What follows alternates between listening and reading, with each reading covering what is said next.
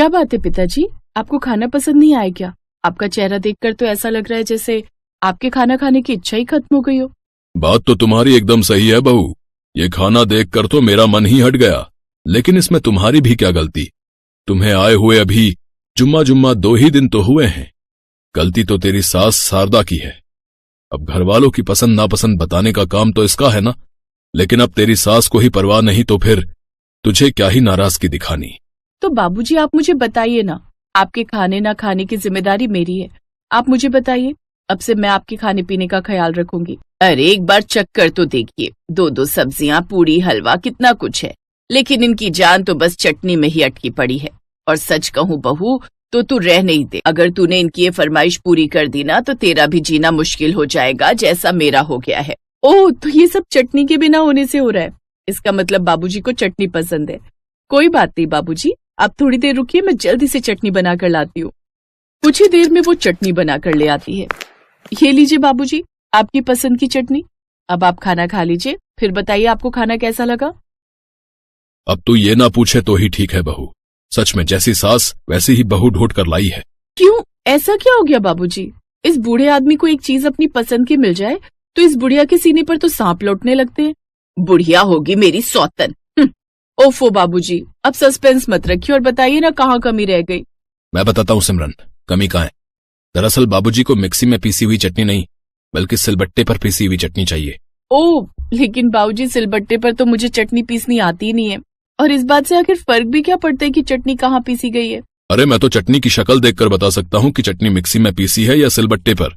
तुम आजकल की जनरेशन भी ना, तुम्हें हर चीज मिनट में ही चाहिए, फिर चाहे वो 2 मिनट में बनने वाली मैगी हो या फिर 2 मिनट में मिक्सी में पीसने वाली चटनी। तुम आजकल के बच्चे मेहनत ही नहीं करना चाहते। अच्छा, ये तो आजकल के बच्चे हैं, लेकिन आप तो पुराने जमाने के हैं ना, फिर आपकी बाजुओं में तो ज्यादा ताकत होगी। ऐसा करो, तुम ही चटनी पीस कर बना लो। जब खुद सिलबट्टे पर चटनी पीसनी पड़ेगी ना, तब पता चलेगा कि कैसा लगता है सिलबट्टे पर चटनी पीसना। ओफो माँ बाबूजी, अब बस भी करो। अब तो आपकी बहू भी आ गई है, फिर भी आप बच्चों की तरह लड़ते रहते हो। 25 साल हो गए मुझे आपका ये चटनी युद्ध सुनते सुनते। नैना बिल्कुल ठीक कह रही है, अब तो घर में बहू आ गई है तो आप लोग उसे भी क्यों अपना ये चटनी युद्ध दिखाना चाहते हैं? जब देखो चटनी चटनी। बिल्कुल ठीक कहा तूने, इस बुढ़ऊ की तो जैसे जान बसती है चटनी में। रहने दो माँ, तुम भी कम नहीं हो। जब आपको पता है बाबूजी को चटनी इतनी पसंद है तो बना नहीं सकती उनके लिए चटनी? वाह वाह, सारी जिंदगी तेरी सुसु पोटी मैंने धोई, तुझे पाल पोस कर मैंने बड़ा किया, और ये महाशय अपने बाप की साइड ले रहा है। रहने दो, मुझे तो खाना ही नहीं खाना आप लोगों के साथ। हाँ तो मुझे भी नहीं खाना। हाँ तो मुझे भी नहीं खाना कोई खाना वाना। इस तरह सभी मुंह फुलाकर अपने अपने कमरों में चले जाते हैं और बेचारी नई बहू सर पकड़कर बैठ जाती है। 2 घंटे तक रसोई में खड़े रहकर सबके लिए इतनी मेहनत से खाना बनाया। सोचा था सब लोग मेरी तारीफ करेंगे, लेकिन यहाँ तो सब मुंह फुलाकर चले गए। अब ऐसा करती हूँ, सबको थाली में परोसकर उनके कमरे में ही दे आती हूँ। जब भूख लगेगी सब अपने आप खा लेंगे। अब वो सबके कमरे में ले जाकर खाना रख देती है। फिर अगली सुबह ये सब कलेश ना हो इसके लिए सिमरन यूट्यूब पर देखकर सिलबट्टे पर चटनी पीसना सीखती है। फिर वो सिलबट्टे पर धनिये की चटनी बनाकर तैयार कर लेती है और खाने से पहले वो चटनी ले जाकर टेबल पर परोसती है, जिसके बाद खाना रखकर सबको डाइनिंग टेबल पर बुला लेती है। बाबूजी, आज मैंने सिलबट्टे पर चटनी पीसी है, उम्मीद है आपको पसंद आएगी। चलिए अब सब मिलकर खुशी खुशी चटनी खाइए। क्या खुशी खुशी खाइए? अरे कल भी तुमने हरे धनिये की चटनी बनाई थी और आज फिर वही बनाकर रख दी। चटनी और भी तरह की होती है, जैसे टमाटर की चटनी, पुदीने की चटनी, मूंगफली की चटनी। देख लिया बहू, यही कलेश रहता है इस बुढ़ऊ का। ये नहीं वो वाली चटनी, ऐसी नहीं वैसी चटनी।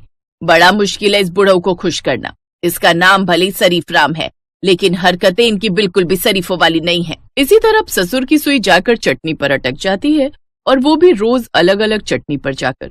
बहू को समझ नहीं आ रहा था कि अब वो क्या करे, लेकिन फिर भी सिमरन बेचारी रोज यूट्यूब पर सोते जागते नई नई तरह की चटनी देखती रहती। अब वो हर रोज नई नई तरह की चटनी सिलबट्टे पर पीसकर अपने ससुर को बना कर देती। ऐसे ही कुछ महीने बीत गए। फिर एक रोज, माँ बाबूजी, मेरी ताई जी का फोन आया था, उन्होंने हम सबको डिनर पर बुलाया है। अरे बहू, तेरे ताया जी के यहाँ हम क्या करेंगे, तुम और रोनित हो आओ, और ज्यादा है तो नैना भी चली जाएगी तुम लोग के साथ। नहीं नहीं, आप सब लोग चलिए ना, उन्होंने इतने प्यार से बुलाया है, अगर नहीं जाएंगे तो उन्हें अच्छा नहीं लगेगा। अच्छा ठीक है बहू, तू कहती है तो हम सब भी चल लेते हैं। बहू के बार बार कहने पर वो सिमरन के मायके चले जाते हैं। उन्होंने उनकी आवभगत के लिए पूरी तरह की तैयारी की हुई थी। कई तरह के नाश्ते, ठंडे चाय, समोसे और तरह तरह के खाने में पकवान और मीठे में भी कई तरह की डिश थी, लेकिन शरीफ राम की तो अभी भी भंवरे चढ़ी हुई थी। क्या हुआ भाई साहब, आप खुश नजर नहीं आ रहे? आपको खाना पसंद नहीं आया क्या? वो बात नहीं, दरअसल भोजन तब तक पूरा नहीं होता जब तक भोजन के साथ सलाद, रायता और चटनी ना हो। लेकिन भाई साहब, रायता, सलाद, अचार सब रखा तो है आपके सामने। हाँ, लेकिन चटनी कहाँ है? उसके बिना तो हमें भोजन में बिल्कुल भी मजा नहीं आया। ये सुनकर ताई जी का सर शर्म से झुक जाता है। घर आए हुए मेहमान से ऐसी बात सुनना किसी के लिए भी शर्मिंदगी की बात तो होती ही है। आज तक सिमरन अपने ससुर की सब बातें चुपचाप बर्दाश्त कर रही थी, लेकिन अब नहीं। घर आकर वो अपनी सास से, माँ जी, आज तक बाबूजी ने कभी मेरे खाने की तारीफ नहीं की, लेकिन फिर भी उन्हें अपने पिता जितना सम्मान देकर मैंने उनकी हर फरमाइश पूरी की। मुझे सिलबट्टे पर चटनी बनाना नहीं आता था, लेकिन उनके लिए मैंने वो भी सीखी। लेकिन किसी के घर में जाते वक्त तो थोड़ा लिहाज रखना चाहिए। अब मेरे मायके वालों ने कोई कसर नहीं छोड़ी, लेकिन बाबूजी ने जो उनसे कहा वो मुझे बहुत बुरा लगा। अरे, तो तेरे ससुर के साथ इतने सालों से मेरी और किस बात को लेकर लड़ाई हो रही थी, लेकिन लगता है अब उनकी अकल ठिकाने लगाने का समय आ गया है। फिर एक रोज सिमरन के मम्मी पापा उनको डिनर पर बुलाते हैं, जहाँ वो रोटी के साथ सब्जी की जगह तरह तरह की चटनी परोसते हैं। ये लीजिए भाई साहब, तोरी की चटनी, पुदीने की चटनी, धनिये की चटनी, टमाटर की चटनी, लहसुन की चटनी, मूंगफली की चटनी, कई तरह की चटनी आपके लिए बनाकर तैयार रखी है, वो भी सिलबट्टे पर पीसी हुई। इतनी तरह की चटनी?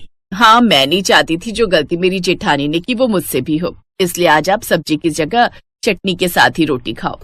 अब उसके पास और कोई चारा भी नहीं था। वो मुंह बनाकर वो तरह तरह की चटनी खाता है, लेकिन उस दिन उसका चटनी से मन भर जाता है। वो मुंह लटकाकर घर आता है। क्यों जी, आज तो खाने में मजा आ गया होगा, कई तरह की चटनी खाने को जो मिली। चुप करो तुम, आज के बाद चटनी का नाम भी मत लेना, समझी? अब दोनों सास बहू को समझ आ गया कि उनका ये चटनी छुड़वाने का प्लान काम कर गया। वो दोनों एक दूसरे को देखकर आंख मारती हैं और मुस्कुराने लगती हैं।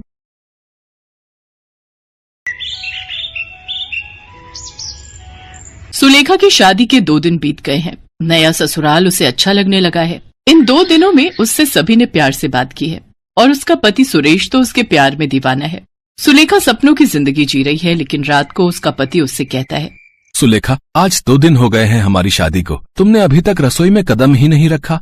वो जी, नया नया घर है ना, इसीलिए सब कुछ समझने में थोड़ा समय लग रहा है। मैं बहुत जल्दी रसोई में जाऊंगी, आप चिंता मत कीजिए। बहुत जल्दी नहीं, तुम कल ही रसोई में जाओगी और नाश्ते में चाउमीन बनाओगी। तुम्हें जिस दिन हम देखने गए थे उस दिन चाउमीन बहुत बढ़िया बनाई थी तुमने, कल वही बनाना, ठीक है?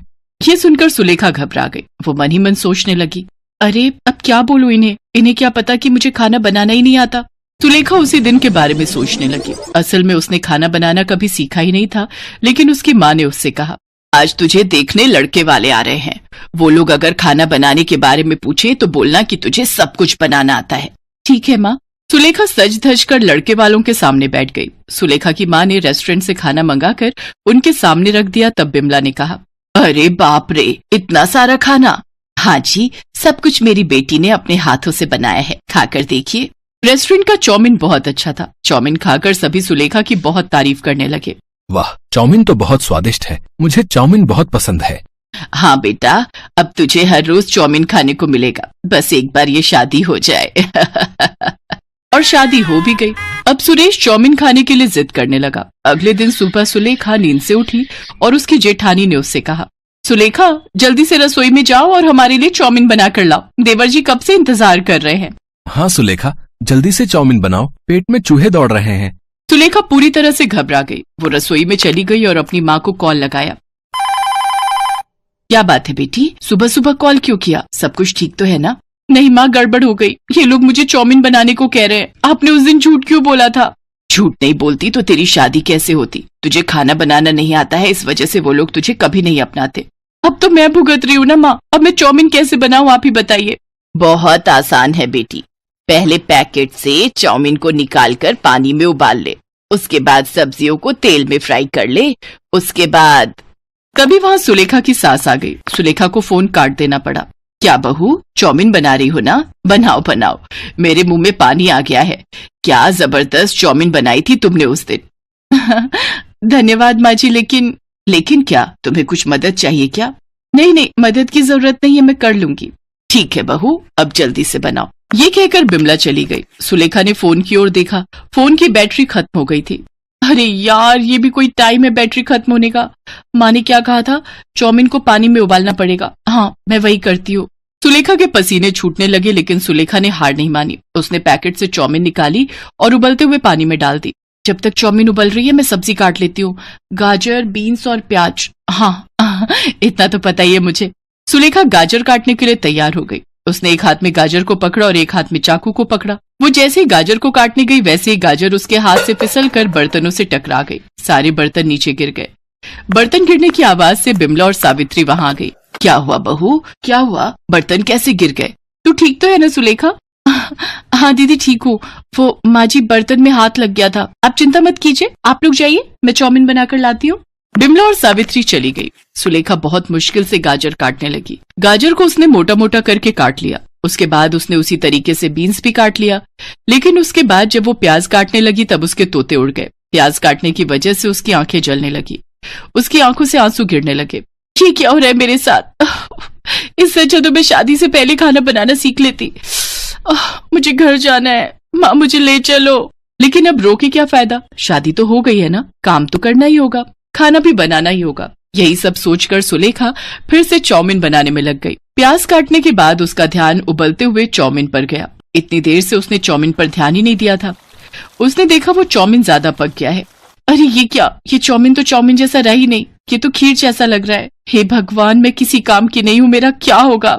तभी बाहर से सुरेश चिल्लाया, सुलेखा, और कितनी देर लगेगी? मुझे काम पर भी जाना है। लाती हूँ, बस 5 मिनट दीजिए। सुलेखा ने जैसे तैसे उसी ज्यादा पके हुए चाउमीन में सब्जियों को मिला दिया और उन्हें बिना कोई तेल मसाले के तेल में तल दिया। उससे जो चीज बनी उसे देखकर सुलेखा को ही उल्टी आ गई। ये तो दिखने में बिल्कुल गोबर जैसा है। हे प्रभु, आज मुझे बचा लो। चाउमीन लेकर सुलेखा रसोई से बाहर आई और खाने की टेबल पर रख दी। उसके दिल की धड़कन बढ़ गई। अरे वाह, क्या चाउमीन बनाई है तुमने? हाँ बहू, दिखने में तो बहुत सुंदर है, पता नहीं खाने में कितनी स्वादिष्ट होगी। चलिए माँ जी, शुरू करते हैं। तीनों चाउमीन खाने लगे। सुलेखा के दिल की धड़कन तेज हो गई। कैसी बनी है चाउमीन? बहुत स्वादिष्ट, तुम भी खाओ। रुक जाओ, मैं तुम्हें अपने हाथों से खिला देता हूँ। सुरेश ने अपने हाथों से सुलेखा को चाउमीन खिला दी और वो चाउमीन मुंह में जाते ही सुलेखा को नानी याद आ गई। उसने अपने मुंह से चाउमीन को थूक दिया।